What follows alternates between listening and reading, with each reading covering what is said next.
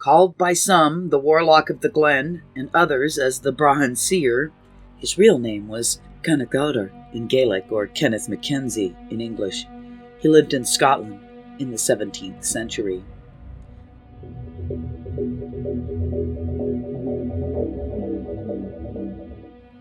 The seer, who looked into the future through a hole in a white stone, is said to have seen the bloody Battle of Culloden and the cutting of the Caledonian Canal, the narrow loch-linking waterway that runs across Scotland from Loch Lin in the southwest to the Moray Firth at Inverness. But what Mackenzie is most famed for is undoubtedly the Doom of the Seaforths.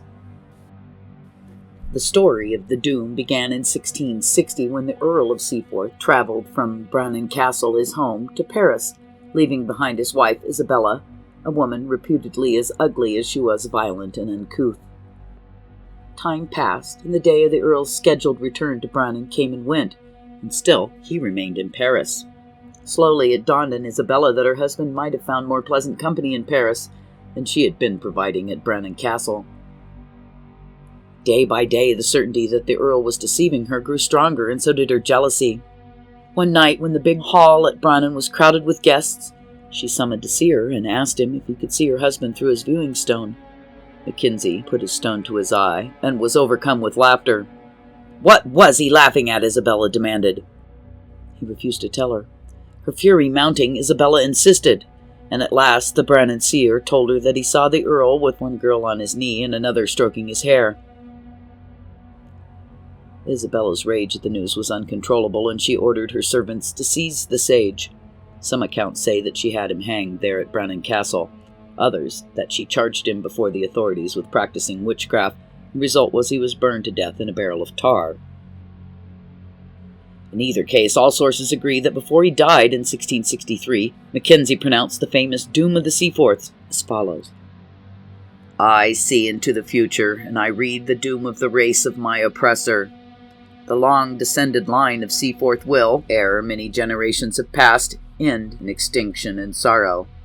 I see a chief, the last of his house, both deaf and dumb. He will be the father of 4 fair sons, all of whom he will follow to the tomb.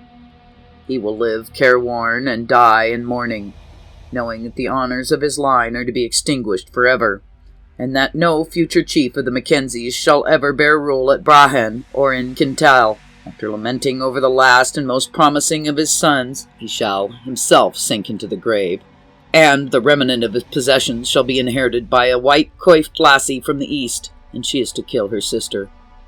At the sign by which it may be known that these things are coming to pass, there shall be 4 great lairds in the days of the last deaf and dumb Seaforth, Garlick, Chisholm, Grant, and Rasey, of whom one shall be Bucktooth, another Harelip, another half-witted, and the 4th a stammerer.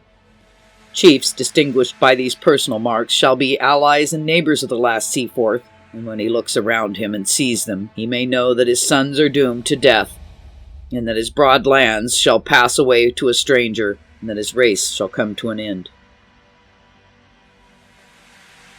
For the next 135 years, the fortunes of the Seaforth family waxed and waned. In the Revolution of 1688, they supported James II, the Roman Catholic king, who fled to France, and in 1715 they supported his son James, the Old Pretender. For their pains, they were stripped of their lands and title. By the mid-18th century, the political loyalties of the Seaforths brought them back into royal favor, and by 1783, when Francis Humberton Mackenzie inherited the estates, their lands and forfeited title had been restored. By this time, the doom of the Seaforths was little more than vague memory.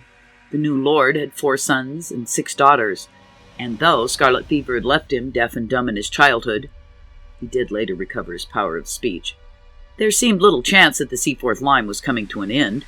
As for his neighbors, it could be no more than a sinister coincidence that Mackenzie of Garrick should be Bucktooth, that Chisholm of Chisholm should have a Harelip, that Grant of Grant should be a half-wit, and that MacLeod of Rasey an incurable stammerer. Then one of Seaforth's sons died, and then another, and still another. The 4th boy was now in poor health, and his father sent him to England for medical treatment. Despite this, the 4th and last son also died. As the seer had prophesied, the deaf and dumb lord outlived his sons. When he died in 1815, the Seaforth title lapsed. The first part of the doom fulfilled precisely. Seaforth's estates were inherited by his daughter Mary Elizabeth Frederica. She had married Sir Samuel Hood, an admiral who, after serving with Nelson in the Battle of the Nile, had become commander-in-chief of the East Indies, a position that took him and Mary to India. Sir Samuel died at Madras shortly before Lord Seaforth. Mary came home wearing the traditional widow's white cap. As the Dooms said they would, the Seaforth lands had now passed to the hands of the white-coiffed lassie from the east. In fact, the Seaforth estate was by now much diminished by mismanagement, extravagance, and government fines. Mary found herself obliged to sell still more of the property, including the Isle of Lewis. Piece by piece, the broad lands of the Seaforths were indeed passing away to the strangers. The last chapter in the fulfillment of the doom of the Seaforths occurred a few years later as Mary was taking her young sister Caroline for a drive through the woods in a pony carriage. Without warning, the ponies bolted. The carriage was overturned. Mary was cut and bruised, but her sister died from the injuries.